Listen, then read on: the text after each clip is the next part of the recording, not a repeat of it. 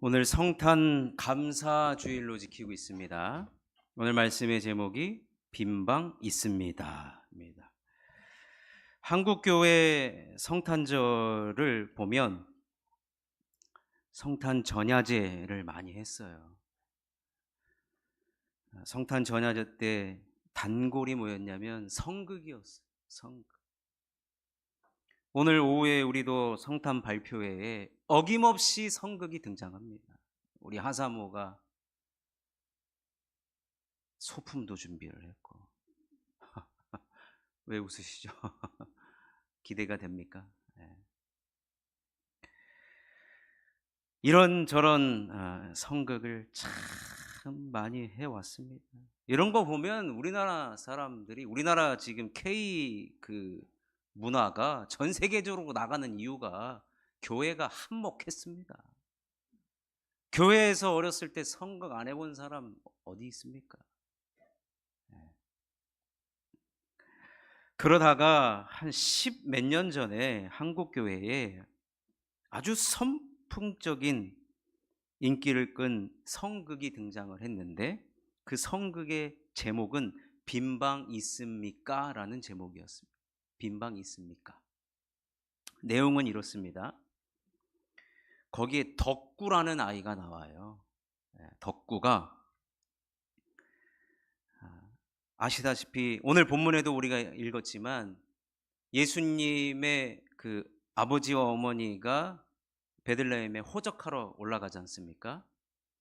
근데 그때 문을 두드려요. 이제 해산할 때가 되니까 빨리 방을 얻어야 되지 않습니까? 그런데 문을 두드리면 사람들이 빈방 있습니까? 라고 요셉이 물어보면 집주인들은 빈방 없습니다. 이랬거든요. 이때 이 덕구라는 아이가 맡은 역할이 빈방 없습니다. 이제 요셉이 문을 두드리면 빈방 없습니다. 요 한마디만 하면 돼요. 무슨 한마디 하라고요? 빈방 없습니다. 요 한마디만. 자, 이제 성극이 시작됐습니다. 한창 시작이 되고 드디어 요셉과 마리아가 베들레헴에 와서 어느 집에 문을 두드립니다. 요셉이 물어보죠. 빈방 있습니까? 자, 이제 덕구가 이제 문 밖에 나오면서 한마디 뭐 해야 된다고요? 빈방 없습니다를 해야 되는데, 얼마나 생애 첫 성극에 나선 이 덕구가 떨리고 긴장이 되는지 그러면서 빈방 있습니다를 외친 거예요. 빈방 있다는 거예요. 들어오라는 거예요, 우리 집에. 그러니까 요셉과 마리아가 들어가면 안 되는데 빈방 있다니까 아니요, 저 다음 집으로 가야 됩니다. 연극이 아주 그냥 그날 연극이 망쳤어요. 그런데 어떻게 이 성극이 끝난지 모르는데 그날의 어쨌든 비난과 그날의 눈초리는 누구에게 가 있어? 덕구에게 가 있지 않습니까? 근데 이제 목사님이 덕구를 막아서는 것이죠. 오늘 메리 크리스마스니까 다 그냥 집에 가시라고. 이제 덕구가 이제 예배당 구석에 앉아 있는 거예요. 목사님이 가셔서 덕구야, 오늘 그래도 참 잘했어. 생애 첫 연극인데. 목사님 속에서는 불이 나죠. 그 한마디를 네가 못해가지고 이 성극을 망치냐. 그랬더니 덕구가요, 뭐라고 얘기하냐면 눈물을 갑자기 뚝뚝 흘리는 겁니다. 목사님, 마리아가 배가 이렇게 불렀는데 해산할 때가 됐는데 어떻게 빈방이 없다라고 말할 수 있습니까?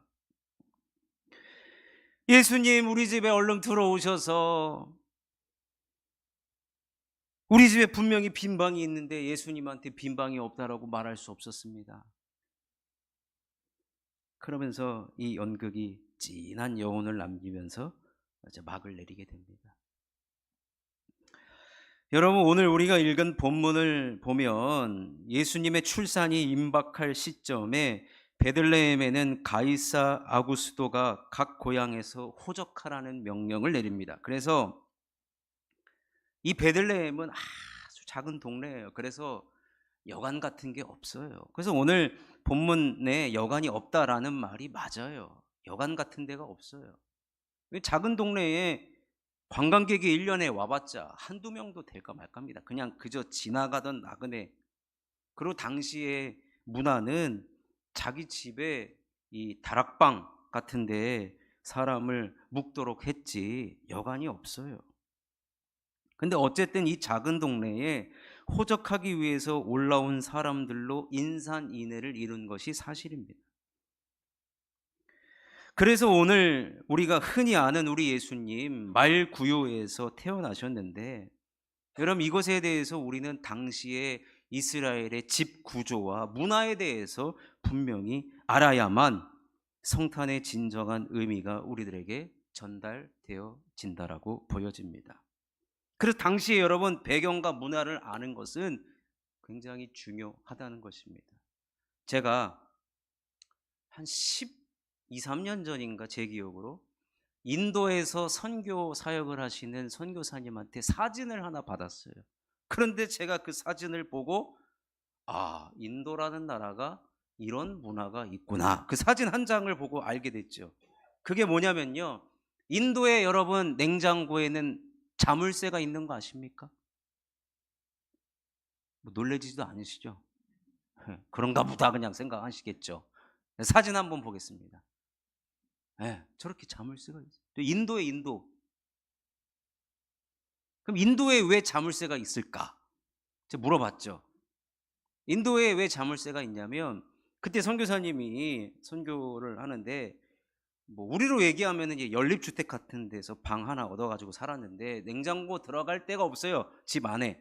그 냉장고를 복도에 둬야 되는데 사람들이 신기하니까 다 열어보고 먹을 거 있으니까 거기다가 생수 같은 거 있으면은 까가지고 한 입 먹고 잠가놓고 그대로. 그러니까 선교사님이 처음에는 안 되겠다 싶어가지고 먹을 거를 넣어놓으면 다 훔쳐가고 먹다가 막 놔두니까 그래가지고 잠근 줄 알았어요. 근데 그게 아니라 이 사람들은 그 남의 음식을 누가 내 음식 뭐 그 식재료나 이런 것들을 건드리는 걸 싫어한다는 거예요. 그래가지고 저거를 잠궈 놓는다는 거예요. 그리고 요즘에는 그 인도의 중산층 같은 경우에는 집 안에 일하시는 이제 이모님이죠. 가정부를 두고 이렇게 생활을 하는데 그 가정부가 거기서 음식도 해줄 거 아니에요. 근데 그 가정부가 내 허락 없이 식재료를 만지는 게 싫다는 거예요. 그래가지고 저게 LG 냉장고예요. 그래서 인도에서 LG 냉장고가 50% 이상의 점유율을 가지고 그렇게 팔고 있대요. 불티나게 팔린답니다. 저 자물쇠 하나 때문에. 여러분 저런 문화 우리 이해 못하죠. 근데 얘기를 듣고 보면 인도가 저런 문화가 가지고 있구나. 여러분 우리 예수님이 태어나실 당시에 이 집 구조를 우리가 이해해야 되는데, 여러분 이스라엘 땅에는 나무가 거의 없습니다. 돌이 많아요. 그 진흙으로 집을 만들었어요. 여러분 우리 예수님 직업을 목수로 아시는데 요즘 연구한 바에 의하면 이스라엘 집은 나무로 지은 적이 없기 때문에 문 정도, 그런 거는 나무로. 그래서 예수님이 건축가이시면서 목수였다라는 말이 더 신빙성을 갖는다고 합니다. 근데 여러분 예수님 당시의 집 구조는 대부분 그냥 평범한 사람들의 집 구조는 돌로 만든 집이었고 2층의 구조였습니다. 왜냐하면 다 대부분 가난하기 때문에 농사를 지을 때 가축이 필요하잖아요. 근데 그 가축을 어디다가 보관할 데가 없어요. 사람들이 훔쳐가기도 하고 그러니까 집 안에 가축을 1층에다가 놓고 본인들은 1층에다가 이제 부엌이 있고 잠은 어디서 자느냐? 2층에서 자는 거 2층. 이런 가옥 구조를 가지고 있습니다. 자, 제가 사진 준비했는데 저런 가옥 구조예요. 그래서 양이나 염소는 여물을 먹어야 되니까 키가 작으니까 밑에서 그 여물통을 놨고, 낙이나 이 말을 가진 집은 이 여물통을 어디다 놨냐면 2층에 있는 2층. 근데 여러분 2층은 뭐냐면 보통 방 하나예요. 저 집은요, 지금 사람들이 있는 2층에 옆에 있는 방이 다락방이에요. 다락방. 다락방은 이제 외부에 손님이 오거나 나그네가 오면은 저기서 묵도록 해줬단 말이에요. 근데 저기 없는 집이 훨씬 많아요. 나그네를 묵을 수 있도록 다락방 없는 집이 훨씬 많다는 것이죠. 그러면 키가 큰 동물, 내 여물통, 우리로 얘기하면 구유가 어디 있었냐면, 저 지금 사람들이 있는 저희가 안방인데, 안방 저기 지금 올라가는 사다리 있잖아요. 사다리로부터 가장 먼 쪽인 그곳에 이 말구유가 놓여 있었다라는 거예요. 자, 그러면 여러분 생각을 해 보십시오. 우리 예수님이 문을 두드리고 빈 방 있습니까? 했을 때 열어준 가정이 있었잖아요. 그래서 말구유에서 예수님 거기서 마리아가 해산을 하고 예수님이 출생을 했잖아요. 이 모든 것을 지금 정리하자면 여러분, 예수님은 저 막 동물들이 우글거리고 냄새나는 그 말구유, 우리가 흔히 알았던 그곳에서 탄생하신 것이 아니라, 예수님을 자신의 집으로 드리고 저 2층으로 올라가게 한 다음에 말구유가 어디 있었다고요? 제일 저 사다리 먼 쪽, 우리로 얘기하면은 안방의 제일 아랫목에 위치하는 곳에 거기서 출산하도록 했다는 것입니다. 그러니까 여러분, 우리가 흔히 아는 말구유가 막 냄새나는 그곳에서 예수님, 물론 동물들과 같이 살았기 때문에 냄새가 나죠. 근데 여러분, 우리 여성분들 해산해봐서 알겠지만 요즘에는 산후조리원 얼마나 잘 돼 있습니까? 그리고 평생 뭐 바람 들어간다, 하여튼 371을 막 지키려고 하지 않습니까? 그런데 여러분, 베들레헴에 예수님이 탄생하러 갔는데 어찌 그 냄새나고 지저분한 곳에 여러분 사람이 태어나도록 방치하겠느냐 이거예요. 그렇지 않다는 거예요. 그래서 여러분, 우리가 당시의 베들레헴의 가옥을 이해한다면 우리 예수님 그렇게 안 좋은 곳에서 태어나신 분이 아니라는 거예요. 이해하셔야 됩니다. 이해되시면 한번 아멘 한번 해주십시오. 네. 정리하자면 예수님 안방에서, 따뜻한 아랫목에서, 그리고 예수님 태어나셨을 때 마침 말구유, 그것도 씻었겠죠. 깨끗이 씻었겠죠. 거기 딱 놓는 위치가 되니까 거기에 예수님이 놓였다라는 것입니다. 그래서 이것을 종합해 보면 베들레헴의 어느 소박한 농가에서 따뜻한 환대를 받은 아기의 탄생 이야기가 성탄의 이야기고, 오늘 우리가 읽은 누가복음 말씀의 이야기라는 것입니다. 아기 예수가 구유에 누인 것은 모두가 그분을 외면했기 때문이 아니라, 빈방 없습니다라고 문을 쾅 닫고 정말 오갈 데가 없어서 어쩔 수 없이 그 냄새나는 곳에서 태어난 것이 아니라, 어떤 평범한 농부의 가정 집에 안방을 마리아에게 내어준 이 따뜻한 사랑의 이야기라고 할 수가 있는 것입니다. 자, 이것을 근거로 이것이 우리들에게 주어지는 중요한 교훈 두 가지가 있습니다.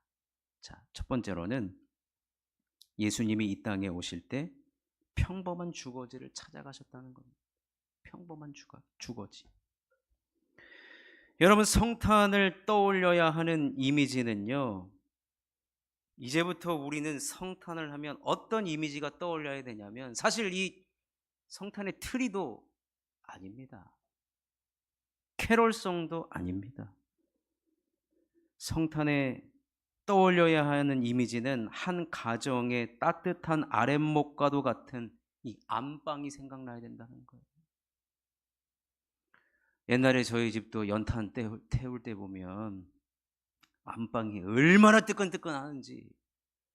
우리 아버지가 주무시다가 여기 화상을 입었어요. 등에 너무 뜨거워가지고. 옛날에 아랫목이 얼마나 따뜻했는지 몰라요. 거기에 앉아서 오순도순 군고구마 까먹고 귤 까먹고, 그리고 밖에서 메밀묵을 왜 이때 팔았는지는 모르겠어요. 찹쌀떡하고 메밀묵을 왜 팔았는지는 모르겠으나, 여러분, 앞으로 우리는 예수님 태어나신 성탄의 이미지는 바로 이러한 아랫목과 같은 안방이라는 것입니다. 평범한 가정에서 보통 아이로 오신 아기 예수님의 말구유 탄생은 차가운 거절이 아니라 따뜻한 환대이고 온기가 느껴지는 이야기가 된다는 것입니다.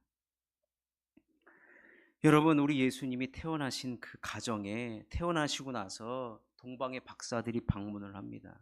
그리고 양을 치는 목자들이 방문을 합니다. 여러분, 예수님께서 분명 만왕의 왕으로 이 땅에 오셨지만, 여러분,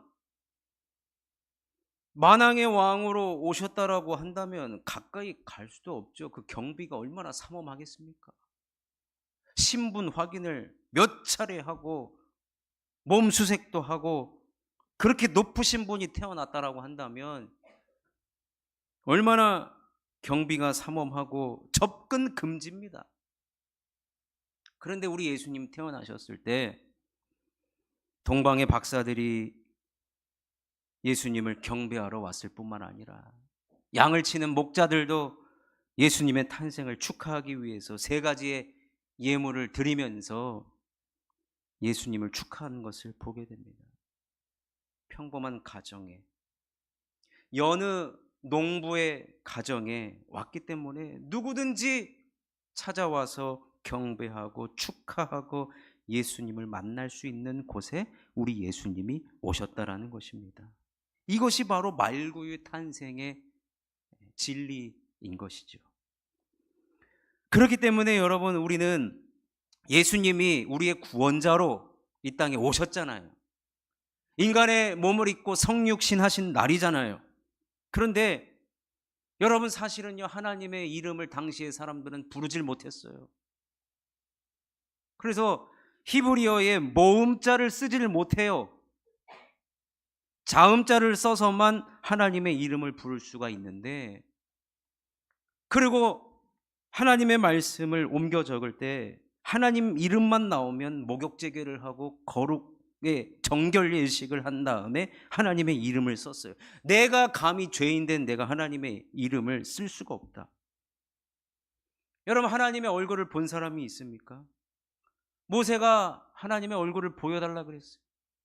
근데 모세 하나님의 등만 본단 말이에요. 걸어가신 하나님을 배울 수가 없습니다. 그런데 하나님이 친히 인간의 몸을 입고 이 땅에 오셨는데 말구유에 오셨단 말이에요. 평범한 가정에서, 그것도 안방에서 환대를 받으며 태어나신 그곳은 누구든지 접근이 가능한 곳이라는 거예요. 그러니 여러분, 우리 기독교는요, 신분이 높고 재산이 많고 특별한 사람들을 위해서 오신 분이 아니라 그저 평범하고 보통 사람들 사이에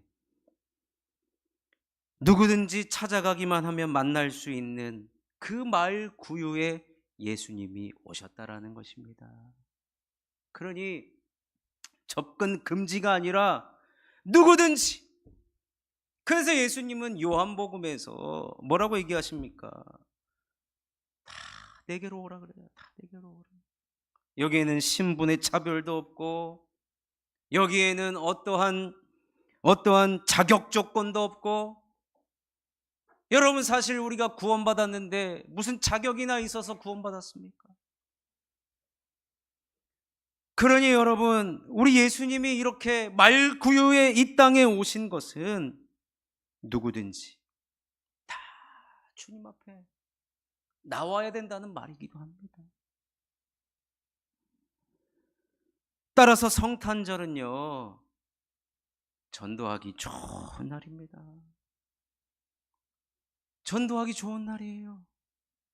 아멘을 한 명도 안 하시면은 제가 어떻게 설교를 합니까? 전도하기 좋은 날이라고요. 성탄절은 누구든지 올 수 있는 거예요. 성탄절만큼은 열린 문이 되어야 되는 것이고 누구든지 초청을 해야 되는 것이. 성탄절이니까 교회 가봅시다. 성탄절이니까 우리 한번 예배드리십시다. 성탄절이니까 다른 날도 아니고 예수님 생일날이니까 한번 가보십시다. 말 건네기가 쉽습니다.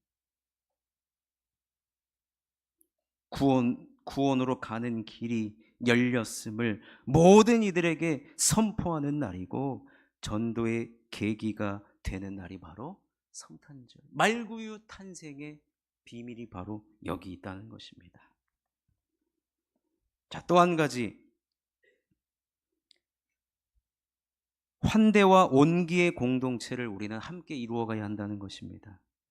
여러분, 예수님께서 베들레헴에서 탄생하셨잖아요. 그런데 이것은요, 예수님이 난 베들레헴에서 태어날래 정한 게 아니에요. 이미 구약의 미가서를 통해서 예언된 말씀입니다. 자, 미가서 5장 2절을 한번 읽어보겠습니다. 시작. 베들레헴 에보라다야, 너는 유다 족속 중에 작을지라도 이스라엘을 다스릴 자가 내게서 내게로 나올 것이라. 그의 근본은 상고의 영원에 있느니라. 여러분, 미가 선지자가 앞으로 베들레헴에 메시아가 오실 것입니다, 그런 예언을 들었어요.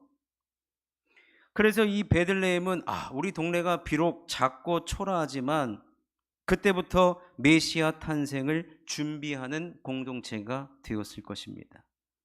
이 베들레헴은 온통의 관심이 메시아 맞을 준비를 했다는 것입니다. 언제, 어떻게, 어떤 방식으로 메시아가 올지는 모르지만 어떠한 상황에서도 탄생하실 수 있도록, 우리 마을에 오실 수 있도록 그들은 그때부터 준비했다는 것입니다. 여러분, 우리나라가 1988년에 서울올림픽을 유치했을 때, 점점 올림픽이 다가왔을 때 우리나라에서 얼마나 많은 준비를 합니까? 경기장도 새로 짓죠. 지금 저기 어디예요? 거기가 동네 이름을 까먹었네.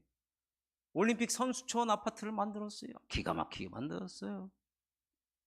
그리고 나라를 거의 새로 뒤바꿀 정도였죠. 세계의 모든 이목이 집중될 텐데, 그래서 우리나라 깡패 이런 사람들 보이면 안 된다 그래가지고 범죄와의 전쟁을 선포했지 않습니까? 2002년 월드컵, 이번에 경주에서 에이펙이 열렸을 때 여러분 보셨습니까? 경주에 시민들이 나와가지고 동네를 막 쓸어요. 수많은 세계 정상들을 맞이하려고, 외국의 손님들을 맞이하려고 나름 그들의 최선을 다해 준비를 한 것을 보게 됩니다. 제가 작년에 우리 청년들하고 대만에 선교를 갔는데 선교 3박 4일 동안 2번의 지진을 경험했어요. 그냥 온몸으로 느낄 정도의 지진이었죠. 신방하고 있는데 이렇게 되니까요. 근데 지나가다가 보니까 유치원생들이요, 가방을 메고 모자를 쓰고 유치원을 가요. 그 선교사님한테 물어봤죠. 우리 유치원 모자 같은 거 안 쓴단 말이에요, 우리 한국에서는. 왜 쓰냐 물어보니까 얘네는 지진이 언제 일어날지 모르니까 어렸을 때부터 지진이 나면 이 모자가 머리를 보호할 것이고 이 가방이 자신의 몸을 보호해 줄 것이다. 지진 맞을 준비를 하는 거예요. 여러분, 베들레헴이 미가 선지자로부터 베들레헴에 메시아가 올 것이다, 메시아가 탄생할 것이다, 그 예언의 말씀을 듣자마자 베들레헴은 그때부터 메시아 맞을 준비를 합니다. 그런데 어떻게 할까 고민한 끝에 그들이 어떤 준비를 했냐면 환대와 온기의 공동체를 우리가 이루자라는 거예요. 예수님이 어떤 모습, 어떠한 모양으로 올지 모르니까 누구든지 오면 그냥 환영해 주자 이거예요. 사랑해 주고 품어 주자라는 거예요. 그분이 메시아일지 모르니까. 이게 수십 년에서 미가 선지자가 예언한 후로부터 수백 년이 지났어요. 그러니까 베들레헴은 어떤 공동체였냐? 그 사랑의 연습을 하는 공동체였어요. 누구든지 낯선 이가 오면 그냥 품어주는 거예요. 그러다가 메시아가 아니었어요. 그냥 가버리면 다음에 오시겠지. 그것이 아까도 말씀드렸지만 수백 년을 이어졌어요. 그러다가 오늘 우리가 말씀 본 것처럼 이때 예수님이 왔을 때 그동안에 이 모든 어떤 가정이든지 누가 빈방 있다라고 문을 두드리면 우리 열어줍시다. 그분이 메시아일지 모르니까 열어주고 봅시다. 맞이해드리고 봅시다. 환영해보고 우리가 맞이해봅시다. 그런데 진짜 예수님이 때가 차서 빈방이 있습니까? 라고 물어봤을 때 베들레헴 공동체는 빈방이 있습니다. 수백 년 동안 연습하고 준비해 왔던 것을 그들은 멋지게 지금 메시아를 맞이했다는 것입니다. 어느 날 제자들이 예수님께 물어보죠. 예수님, 우리가 정말로 이 사랑을 실천하고 싶은데 율법에 나오는 사랑이 뭡니까? 예수님 뭐라고 말씀하시느냐? 목마른 자한테 물 한 잔 주는 것, 그리고 옥에 갇혔을 때 돌보아주는 것, 그것이 내게 한 것이다. 예수님, 우리가 언제 그렇게 했습니까? 여러분, 우리는 예수님이요, 어떤 모습, 어떤 모양으로 우리 곁에 오실지 몰라요. 우리는 이런 사랑과 환대와 온기를 준비하는 공동체가 바로 이 땅에 주님의 교회가 되어야 한다는 것입니다. 왜냐? 예수님 또 그런 마을에 찾아가셨고 그런 마을은 그런 것을 준비했고 예수님을 그렇게 맞아들였기 때문에 그렇습니다. 따라서 빈방 있습니까?를 외칠 때 빈방 있습니다 라고 대답할 수 있는 이 덕구가 많은 교회가 주님이 기뻐하시는 교회라는 겁니다. 저는 우리 교회가 베들레헴 공동체와 같은 곳이 되었으면 좋겠습니다. 근데 제가 하나 부끄러운 고백을 하나 하겠습니다. 한 2달 전이죠. 우리 규민 형제가 청년부 모임 딱 끝나고 나서 목사님, 어느 청년이 목사님을 찾아왔습니다. 그러는 거예요. 우리 2시 반 예배 드리기 전에요. 바로 직전에. 근데 멀쩡한 생긴 남자 청년이 가방을 메고 찾아왔어요. 그래서 저보고 목사님이십니까? 예, 목사님인데요. 오늘 하룻밤만 재워주십시오. 그러니까 대뜸 그래서 대뜸 남자가 그래서 제가 고민을 했죠. 임시 당회를 열어야 되나? 아니, 남자가 오늘 하룻밤만 재워달라는 거예요. 그래서 다른 교회 지금 다 거절당하고 왔다는 겁니다. 그래서 제가 뭐라고 했겠습니까? 네? 들어오라고요? 저를 그렇게 훌륭한 사람으로 제가 그때 뭘 했냐면 오늘 밤은 어렵겠습니다.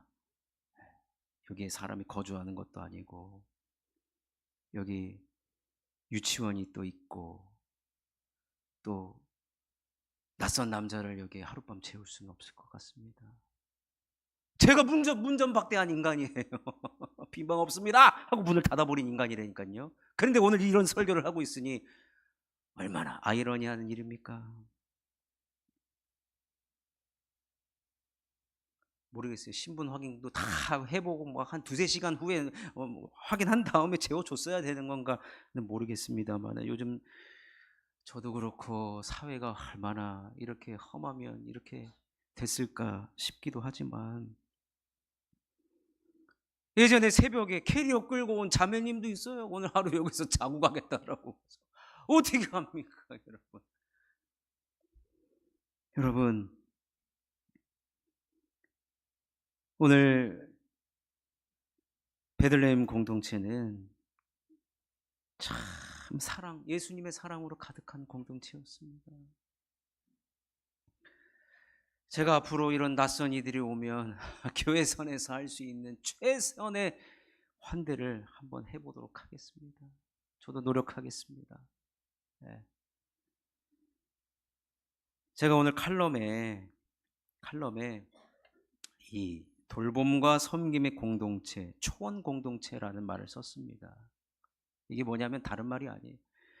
내년부터 우리 셀 모임 이제 이름을 바꾸겠다는 거예요. 우리 교회의 정체성을 담아서, 우리 교회의 방향성을 닮아서 앞으로 우리 교회는 돌봄과 섬김, 또 이 베들레헴 공동체와 같은 모습이 있었으면 좋겠다라고 해서 초원 공동체였으면 좋겠다 하는 바람을 담았습니다. 여러분, 오늘 말씀을 정리하도록 하겠습니다. 베들레헴의 말 구유에 탄생하신 예수님은 모두의 구원을 위해서 이 땅에 오셨기 때문에 누구나 예수님 앞으로 나오도록 우리가 이끌어야 될 사명이 있다라는 것과 동시에 우리가 모인 이곳은 누구든지 환대하고 이곳에서 따뜻한 사랑을 받고 또 이곳에서 예수님의 사랑을 경험하는 그러한 복된 공동체를 함께 이루어 갔으면 좋겠습니다. 그런 일에 우리 말구유에 오신 예수님의 탄생이 우리들에게 말씀하고 있다는 것을 기억하시면서 우리가 이 베들레헴 당시 예수님 당시에 보여줬던 이 사랑과 따뜻함과 온기가 우리 교회뿐만 아니라 우리 교회의 담을 넘어서 이 사회에 전달해주는 교회 중에 교회가 되기를 바랍니다.